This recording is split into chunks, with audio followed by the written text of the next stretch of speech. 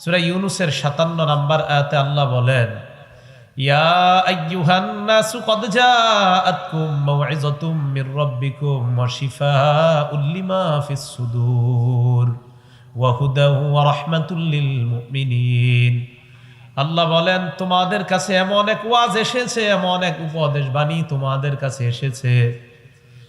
মাউইযাতুম মির রাব্বিকুম, তোমাদের রবের পক্ষ থেকে উপদেশ বাণী তথা কোরআন।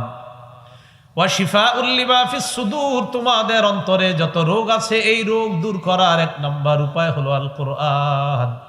হিংসা, বিদ্বেষ, অহংকার যাদের অন্তরে, কোরআন বেশি বড়, তোমাদের অন্তরের এই রোগ বিমারি আল্লাহ দূর করে দিবেন। কোরআন আরোগ্য, কোরআন শিফা, ওয়া হুদা, কোরআন হেদায়েত। যারা কোরআনের কাছ থেকে হেদায়েত চায় আল্লাহ তাদেরকে হেদায়েত দান করে দেয়। ওয়া রাহমাতুল লিল মুমিনিন, ঘরে ঘরে যদি কেউ রহমত চায়, দৈনিক যদি কোরআন তেলাওয়াত করে, ওই ঘরটাকে আল্লাহ রহমতময় বানায়া দেয়।